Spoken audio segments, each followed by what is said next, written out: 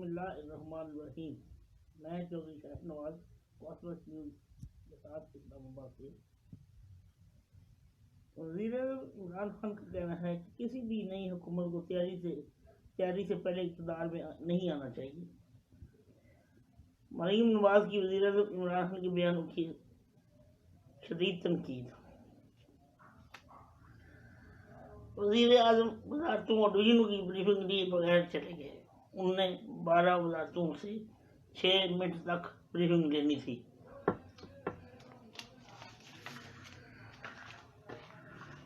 Senate election हुकूमत ने open ballot के लिए सुप्रीम कोर्ट में रेफरेंस दायर कर दिया। सेनेट इलेक्शन इंतखाबात में वोटिंग शो ऑफ हैंड से ही होनी चाहिए। इमरान खान वज़ीर आज़म। सदर पुतिन ने साबिक सदूर के लिए ताहयात इस्तिस्ना के बिल पर दस्तखत कर दिए। मरूफ मज़ाहनिगार अनवर मसूद को कोरोना का वायरस लाहक। नून लीग के तमाम अरकान पार्लियामेंट ने इस्तीफे जमा करा दिए।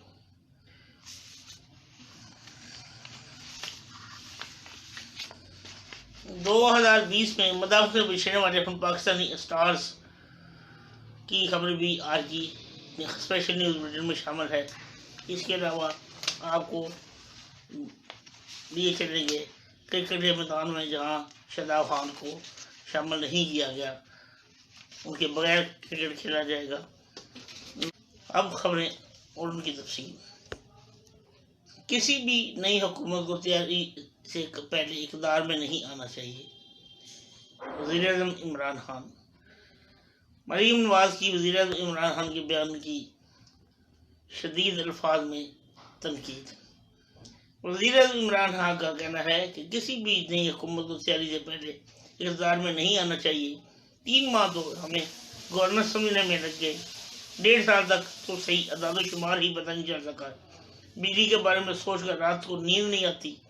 बाकी वज़ारतों की गर्दगी और अदाब सौंपने की तकरीब से खिताब के दौरान वज़ीर आज़म इमरान खान का कहना था कि सबसे पहली चीज़ ये है कि हमें इस सिस्टम पर नज़रसानी करनी चाहिए। जब आपकी टीम बन जाए तो फिर आपको हुकूमत संभालने से पहले पूरा टाइम मिलना चाहिए, ख़ुसूसी तौर पर हुकूमत संभालने की तैयारी के लिए। इनका मज़ीद कहना था कि आपने गवर्नेंस कैसे देनी है, इस हवाले से आपकी टीम की ब्रीफिंग होनी चाहिए। हर महकमे की मसलन वज़ीर रेलवे की पूरी ब्रीफिंग होकर रेलवे के अंदर दरअसल कहानी क्या है, क्या माजरा है, क्या सूरत हाल है। वज़ीर ने कहा कि हर शोबे में मुतल्लक ब्रीफिंग होनी चाहिए कि बिजली की सूरत हाल सारा कितना है वगैरह वगैरह, ताकि जब आप आइंदा उधर संभालें तो आपको पूरी तरह पता हो कि आपने क्या एजेंडा नाफज करना है। उन्होंने मजीद कहा कि जब मैं आज अपने आप को देखता हूँ तो हमें 3 महीने सिर्फ समझने में लग गए। हर चीज़ जो हम बाहर से बैठ कर देख रहे थे जब हुकूमत में आए तो बिल्कुल मुख्तलिफ थी। इमरान खान ने कहा कि कई अदाद शुमार खासतौर पर तवानाई के बहरान से मुतल्लक 1.5 साल तक तो हकीकी अदाद शुमार का हमें पता ही नहीं चल सका। कभी कोई फिक्र आ जाती थी, हम समझे थे बड़ा अच्छा परफॉर्म कर रहे हैं, फिर कहीं और से दूसरी फिक्र आ जाती थी और पता चलता था कि हमारे साथ क्या हो रहा है, हम इतना अच्छा नहीं चल रहे।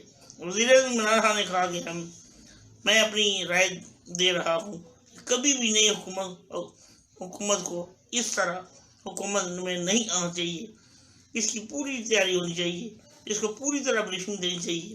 ख्याल रहे कि तरीके इंसाफ ने पहली बार मरकज में हुकूमत कायम की है, जबकि खैबर पख्तूनख्वा में यह तरीके इंसाफ की हुकूमत का 8वां साल है। वज़ारतों डिवीज़नों की ब्रीफिंग के लिए बगैर ब्रीफिंग लिए उठकर चले गए। उन्होंने 12 वज़ारतों से 6 मिनट पर वज़ारत ब्रीफिंग लेनी थी। इस्लामाबाद में वज़ीर आज़म वज़ारतों और डिवीज़नों की ब्रीफिंग लिए बगैर उठकर चले गए। मीडिया के मुताबिक गुज़श्ता रोज़ वज़ीर आज़म हाउस में होने वाले इजलास में वज़ीर आज़म को 12 वज़ारतों और डिवीज़नों से 72 मिनट में ब्रीफिंग लेनी थी, लेकिन वज़ीर आए, तकरीर की और ब्रीफिंग लिए बगैर उठकर चले गए। राय का कहना है कि शेड्यूल के मुताबिक हर वजारत और डिवीजन को ब्रीफिंग के लिए 6 मिनट का वक्त दिया गया था और मुतल्लिका वजारतों को डिवीजन के अहम इक़दाम पर वज़ीर-ए-आज़म को ब्रीफिंग देना थी। राय के मुताबिक वज़ीर-ए-आज़म को 12 वजारतों और डिवीजनों के मुताबिक साथ कारकर्दगी एग्रीमेंट पर दस्तखत भी करने थे और मुतल्लिका मशीर, वज़ीर, मावनीन ख़ुसूसी और सेक्रेटरीज से मुआहदा करना था। तमाम 12 वजारतों के साथ परफॉर्मेंस एग्रीमेंट पर दस्तखत भी नहीं हो सके। आगे चलते हैं। सेनेट इलेक्शन हुकूमत ने ओपन बैलेट के लिए सुप्रीम कोर्ट में रेफरेंस दायर कर दिया। सेनेट इंतखाबात में वोटिंग शो ऑफ हैंड से होनी चाहिए, वज़ीर-ए-आज़म का ख्याल। हुकूमत ने सेनेट इलेक्शन ओपन बैलेट से कराने के लिए सुप्रीम कोर्ट ऑफ पाकिस्तान से रजू कर दिया है, जहां सदर मुल्क ने सेनेट के इलेक्शन पर शो ऑफ हैंड्स के मामले पर सुप्रीम कोर्ट की राय मांग ली है। सदर मुल्क ने आर्टिकल 186 के तहत सुप्रीम कोर्ट से रेफरेंस भिजवाने की तजवीज़ को मंजूरी दे दी है और आर्टिकल 186 के तहत रेफरेंस पर दस्तखत कर दिए है, जिसके तहत हुकूमत ने सेनेट इलेक्शन ओपन बैलेट कराने के लिए रेफरेंस सुप्रीम कोर्ट में दायर कर दिया है। सदर मुल्क ने सेनेट के इलेक्शन में open ballot show off hands के मामले पर सुप्रीम कोर्ट की राय मांग ली है, जो आइन में तरमीम किए बगैर इलेक्शन एक्ट 2017 के सेक्शन 122/6 में तरमीम के लिए मांगी गई है। हुकूमती रेफरेंस में मौक़िफ़ इख्तियार किया गया है कि सेनेट इंतखाबात का तरीक़ाकार आइन में वाज़ेह नहीं है। सेनेट का इंतखाबात इलेक्शन एक्ट 2017 के तहत कराया जाता है। सेनेट का इलेक्शन ओपन बैलेट के तहत हो सकता है और ओपन बैलेट से सेनेट इलेक्शन में शफाफियत आएगी, लेकिन वफाकी हुकूमत का कहना है कि सेनेट में खुफिया बैटिंग से अरकान की खरीदो फरोख्त में मनी लॉन्ड्रिंग का इस्तेमाल होता है और खुफिया वोटिंग से सेनेट इलेक्शन के बाद शफाफियत पर सवाल उठाए जाते हैं। आगे चलते हैं। पुतिन के साबिक सदर रूस के साबिक सदर पुतिन ने साबिक सदूर के लिए ताहियात इस्तिस्ना का बिल पर दस्तखत कर दिए। मॉस्को में रूसी सदर पुतिन ने साबिक सदर के लिए ताहियात इस्तिस्ना के बिल पर दस्तखत कर दिए। गैर मुल्की मीडिया के मुताबिक सदर पुतिन ने साबिक रूसी सदूर को ताहियात मुकदमात से बचाने के लिए इस्तिस्ना के बिल पर दस्तखत कर की, जिसके तहत साबिक सदूर को एक मरतबा सदारत छोड़ने के बाद ताहियात वाला का रुकन बनने के लिए भी इजाज़त होगी। मीडिया रिपोर्ट के मुताबिक ये नया कानून 5 साल सदर पुतिन की जानिब से मुल्क में सियासी सलाह के इक़दाम का हिस्सा है, जिसके तहत सदर पुतिन को ये इजाज़त दी है कि वो अगर चाहे तो मज़ीद 2 मरतबा 6 साल मुद्दत के लिए सदर रह सकते हैं। मीडिया रिपोर्ट में बताया गया है कि ये कानून साजी इसी आइनी तरमीम का हिस्सा है जो रवां बरस मुल्क में वोटिंग के जरिए मंजूर की गई है। इसी के जरिए सदर पुतिन को 2036 तक सदर रहने का अख्तियार हासिल है। सूरत दीगर इनके लिए 2024 में खुदा सदारत छोड़ना जरूरी होगा। गैर मुल्की मीडिया का बताना है कि सदर पुतिन सदर को पहले ही सदारत के दौरान मुकदमेबाजी से इस्तिस्ना हासिल है। अलबत्ता नया कानून इन्हें ताहियात इनसे इस्तिस्ना फराहम कर देगा और इसी के तहत इनकी गिरफ्तारी, तलाश और तफ्तीश नहीं की जा सकेगी। आगे चलते हैं। एक दुख भरी खबर है कि मरूफ मज़ाहनगार अनवर मकसूद को कोरोना का वायरस लाक हो गया है।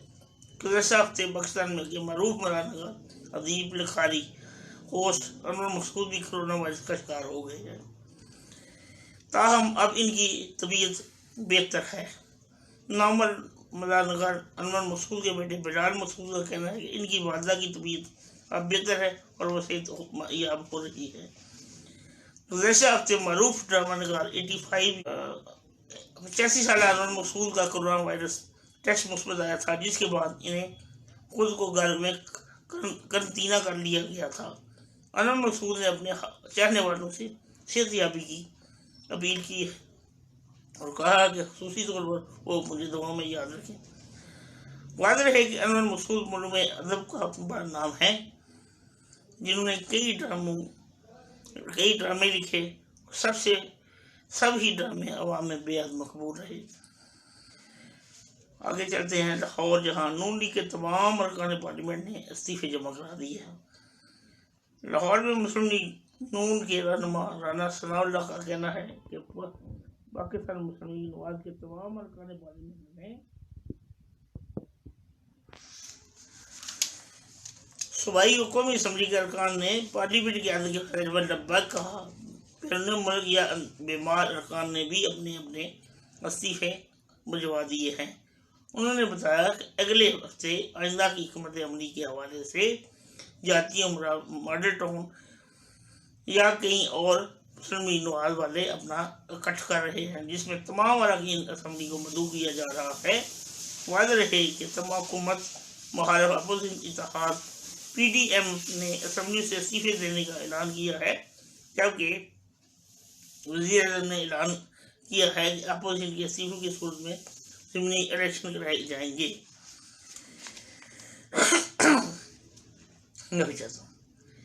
2020 में मदाहों से बिछड़ने वाले पाकिस्तानी स्टार्स रवां साल जहां आलमी वबा कोरोना की वजह से तमाम तक लोगों के लिए काफ़ी मुश्किल साबित हुआ, वहीं पर 2020 में पाकिस्तानी इंटरटेनमेंट इंडस्ट्री के मुतअद्दिद फनकार भी हमसे बिछड़े।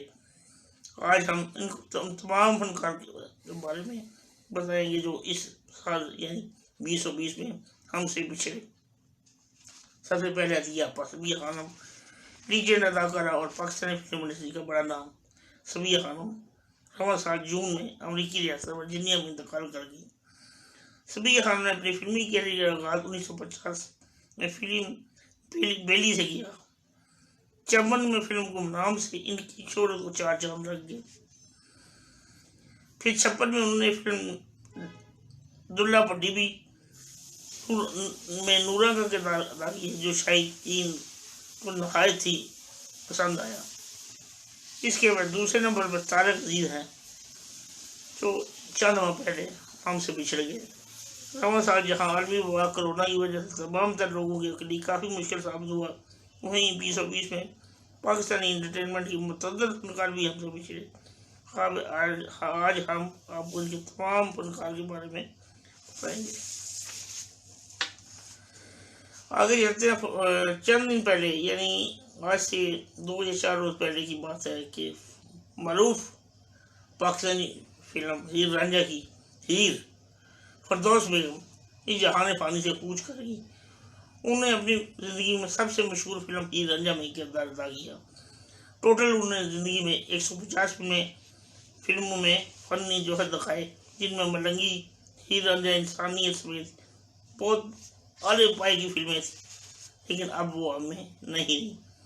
16 दिसंबर को वो इस जहान पानी से कूच कर गई।